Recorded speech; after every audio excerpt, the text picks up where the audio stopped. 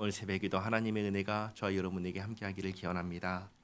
오늘 말씀은 사무엘하 24장과 비교하면서 보시는 게 좋습니다. 같은 내용을 다루고 있는데 처음이 조금 다르기 때문입니다.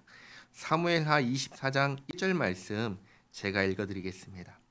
여호와께서 다시 이스라엘을 향하여 진노하사 그들을 치시려고 다윗을 격동시키사 가서 이스라엘과 유다의 인구를 조사하라 하신지라. 사무엘하 24장을 보면은 하나님께서 이스라엘을 향하여 진노하셨다라고 기록합니다. 하나님께서 진노하시는 대상은 의인이 아닙니다. 죄인입니다. 죄를 범한 죄인을 향하여 진노하십니다. 그러니 이 말씀은 이스라엘이 하나님 앞에 범죄했다는 것입니다. 그래서 그들을 벌하시려고 다윗에게 인구조사를 명령하셨다는 게 사무엘하 24장의 말씀입니다. 그리고 오늘 말씀 보시면 1절에 사탄이 일어나 이스라엘을 대적하고 다윗을 충동하여 이스라엘을 계수하게 하니라. 이 일을 누가 했다고 하죠? 사탄이 했다고 합니다. 그러면 이게 어떻게 된 일이냐? 이런 겁니다.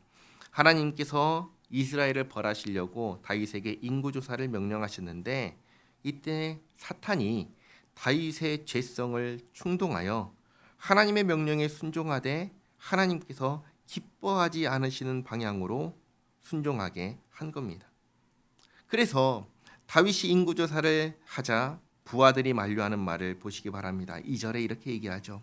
다윗이 요압과 백성의 지도자들에게 이르되 너희는 가서 브엘세바에서부터 단까지 이스라엘을 계수하고 돌아와 내게 보고하여 그 수요를 알게 하라 하니 요압이 아뢰되 여호와께서 그 백성을 지금보다 100배나 더하시기를 원하나이다. 내 주 왕이여 이 백성이 다 내 주의 종이 아니니까 내 주께서 어찌하여 이 일을 명령하시나이까 어찌하여 이스라엘이 범죄하게 하시나이까 하라. 다윗의 군대 사령관 요압은 이 명령이 결코 하나님께서 기뻐하시는 명령이 아니며 오히려 하나님 앞에서 죄를 범하게 하는 일이라며 이 명령을 거두어 주시기를 간청합니다. 그러면 지금까지 보았던 다윗이라면 한 번쯤 돌이켜 생각해 볼 만한데 그러지 않습니다. 오히려 재촉하지요. 사탄의 충동질로 한 것이기 때문입니다. 그래서 4절에 왕의 명령이 요압을 재촉한지라 드디어 요압이 떠나 이스라엘 땅에 두루 다닌 후에 예루살렘으로 돌아와 요압이 백성의 수요를 다윗에게 보고하니 이스라엘 중에 칼을 뺄 만한 자가 110만 명이요 유다 중에 칼을 뺄 만한 자가 47만 명이라. 요압이 왕의 명령을 마땅치 않게 여겨 레위와 베냐민 사람은 계수하지 아니하였더라. 요압이 억지로 계수하고 왕에게 보고합니다.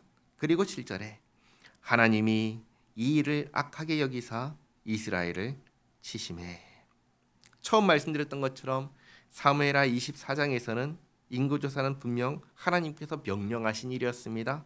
그런데 그 일을 수행하는 데 있어서 방법이 하나님 앞에서 잘못한 것입니다.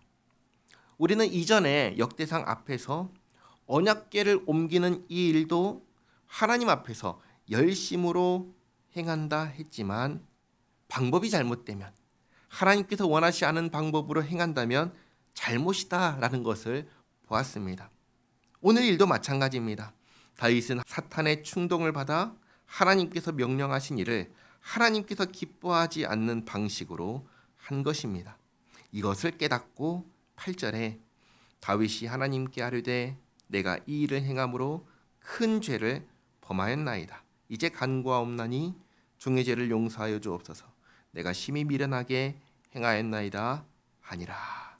여기에 다윗의 장점이자 본받을 태도가 나옵니다.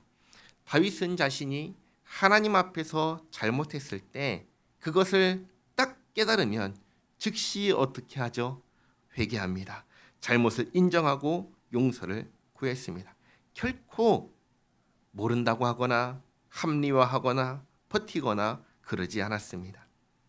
9절에 여호와께서 다윗의 선견자 갓에게 말씀하여 이르시되 가서 다윗에게 말하여 이르기를 여호와의 말씀이 내가 내게 세 가지를 내어 놓으리니 그 중에서 하나를 내가 택하라. 내가 그것을 내게 행하리라 하셨다 하라 하신지라. 다시 다윗에게 나아가 그에게 말하되 여호와의 말씀이 너는 마음대로 택하라. 혹 3년 기근이든지 혹 내가 석 달을 적군에게 패하여 적군의 칼에 쫓길 일이든지 혹 여호와의 칼 곧 전염병이 사흘 동안 이 땅에 유행하며 여호와의 천사가 이스라엘 온 지경을 멸할 일이든지 라고 하셨나니 내가 무슨 말로 나를 보내신 이에게 대답할지를 결정하소서 하니 다윗이 가세게 이르되 내가 곤경에 빠졌도다. 여호와께서는 긍휼이 심히 크시니 내가 그의 손에 빠지고 사람의 손에 빠지지 아니하기를 원하나이다 하는지라. 이 다윗의 대답은 셋 중에 하나를 선택한다는 것이 아닙니다. 오히려 아무것도 선택하지 않고 하나님의 은혜를 구하겠다라고 하는 것입니다. 그러자 14절에 예 여호와께서 이스라엘 백성에게 전염병을 내리심에 이스라엘 백성 중에서 죽은 자가 7만 명이었더라. 그런데 어떤 사람들은 이 말씀을 보고 아니 다윗이 잘못했는데 왜 이스라엘 백성들이 이렇게 억울하게 고통을 당하느냐라고 생각할 수 있습니다. 그러나 그렇지 않습니다. 다윗이 분명 잘못한 게 맞습니다. 그러나 처음에 이 인구조사를 시킨 목적은 이스라엘의 죄를 벌하기 위해서였습니다. 만약에 다윗이 하나님의 뜻에 따라 하나님께서 기뻐하시는 방식으로 인구조사를 했다면 다윗에게는 어떠한 잘못도 없이 하나님께서 이스라엘을 벌하셨을 것입니다. 그러나 다윗이 이 일을 행하는 데 있어서 잘못했기 때문에 이스라엘과 더불어 다윗도 벌을 받은 것입니다.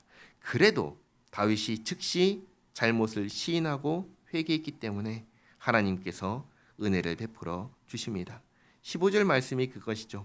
하나님이 예루살렘을 멸하러 천사를 보내셨더니 천사가 멸하려 할 때 여호와께서 보시고 이 재앙 내림을 뉘우치사 멸하는 천사에게 이르시되 족하다 이제는 내 손을 거두라 하시니 그때 여호와의 천사가 여부수 사람 오른 안의 타작마당 곁에 선지라. 이렇게 하나님께서 재앙을 멈추게 하십니다.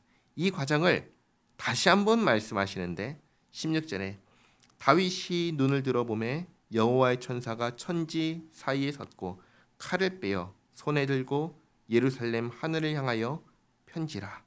그러니까 예루살렘을 멸하려고 한 것이죠. 이때에 다윗이 장로들과 더불어 굵은 배를 입고 얼굴을 땅에 대고 엎드려 하나님께 아뢰되 명령하여 백성을 계수하게 한 자가 내가 아니니이까 범죄하고 악을 행한 자는 곧 나이니이다.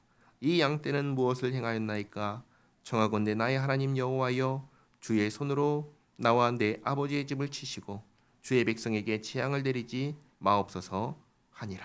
이렇게 다윗이 자신의 죄를 시인하며 하나님의 은혜를 구하자 하나님께서 천사에게 손을 거두라 하신 것입니다.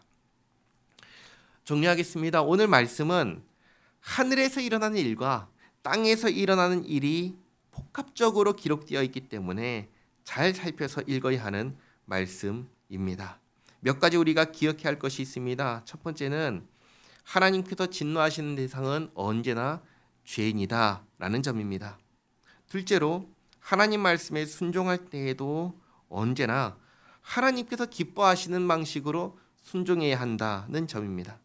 셋째로 사탄은 우리의 죄성을 충동합니다. 넘어가지 않기 위해서 우리는 항상 깨어 있어야 합니다. 그리고 넷째로 범죄하였음을 깨달았을 때에는 어떻게 해야 되는가? 다윗처럼 해야죠. 즉시 회개해야 합니다. 그리고 마지막으로 하나님께서는 회개하는 자를 언제나 용서하십니다. 하나님께서는 우리를 사랑하십니다. 죄를 범했을 때에는 즉시 회개하며 하나님 편에 서서 하나님의 방식대로 순종하며 살아가는 우리 모두가 되기를 바랍니다. 기도하겠습니다. 하나님 감사합니다. 하나님의 명령을 수행할 때에도 사탄이 충동할 수 있다는 사실을 깨닫습니다. 더욱 깨어서 죄에 대하여 경계하게 하시고 죄를 범하면 빨리 회개하게 하옵소서. 주님 말씀에 순종할 때에도 주께서 원하시는 방식으로 순종하게 하옵소서. 예수님 안에서 베푸신 구원의 은혜를 기억하며 날마다 감사하며 살게 하시고 주님을 기뻐하며 주님의 영광을 위하여 살게 하옵소서. 예수님의 이름으로 기도하옵나이다. 아멘.